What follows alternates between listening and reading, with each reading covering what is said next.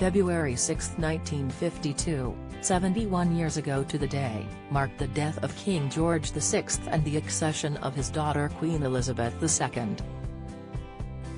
Aged 56, George died peacefully in his sleep when a blood clot caused his heart to stop.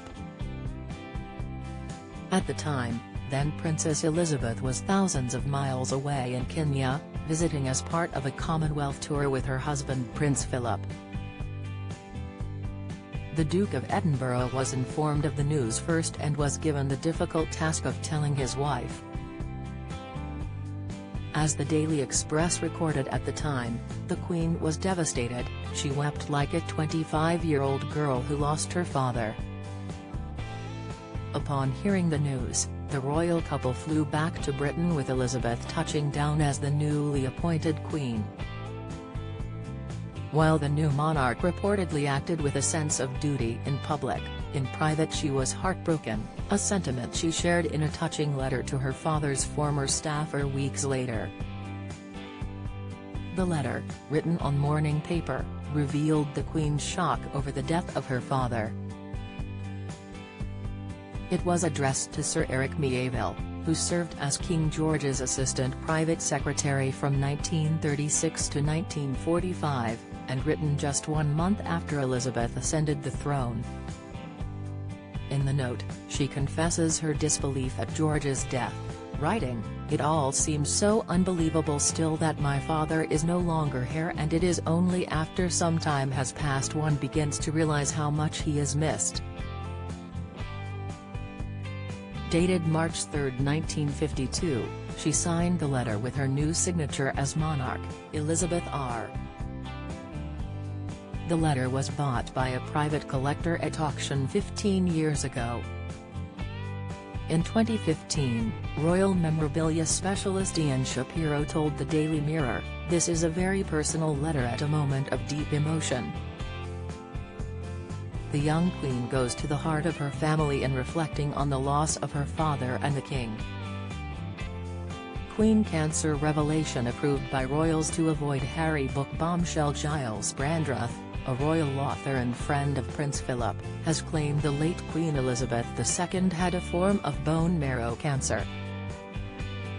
The biographer made the statement about Her Majesty's health struggle in his upcoming book, Elizabeth, An Intimate Portrait. Find out more about the claim here. The Queen was just 25 years old when her father died after she had embarked on the Commonwealth tour in his place.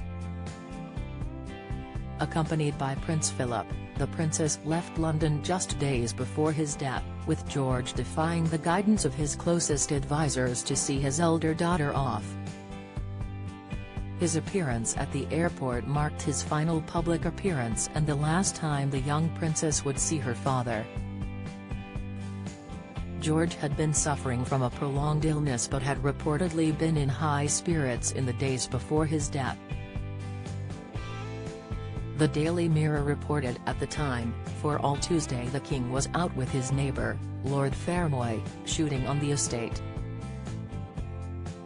The King went out after breakfast at 9:40, lunched at the Flitcham Village Hall, and did not return to Sandringham until dusk. It was a dry day, but chilly, and the King bagged 9 hares. It was only a few hours that changed the atmosphere of Sandringham House from happiness to tragedy. Servants at Sandringham had been preparing to wake the King for his morning bath, but when the monarch did not wake from his slumber as usual, his valet James MacDonald and page Maurice Watts soon got the feeling something was seriously wrong. A doctor was called and he confirmed the King had died in his sleep. In Kenya, the news came from journalist Granville Roberts, who worked on the East African Standard and was covering the royal visit. The message was then passed to Lieutenant Colonel Martin Charteris, the Prince's private secretary, and Commander Michael Parker, who worked alongside the Duke of Edinburgh. Commander Parker recalled the moment he found out the King had died. Speaking on the 2020 National Geographic documentary Being the Queen, the former royal courtier said, "We had a day out, so they, Elizabeth and Philip, had to adjust and rest and do things." Prince Philip went to sleep in a little room that was off to one side. The Queen was at a desk writing letters. The phone rang. My colleague said, "Mike, there's a ghastly rumor going around that the king has died." He continued, "They, the press, were saying that they had heard the rumor. So I said, well, Martin, that's frightening, but I can't do a thing on a rumor like that. I mean, I just won't do anything." And he said, "No, I'm not suggesting that you do. I saw a radio on the shelf above me, and there's a door to the room where the Queen is sitting, so I shut the door and switched on the radio and hunted about for the BBC. Then I could hear the bell of Big Ben. My hair stood up a little bit more. And that was that." Commander Parker awoke the Duke of Edinburgh from his afternoon nap to tell him of his father-in-law's death. The prince just stood there silently and thought, perhaps about the implication of the fact that she is becoming queen. Then he straightened himself up and he went in to tell the Queen.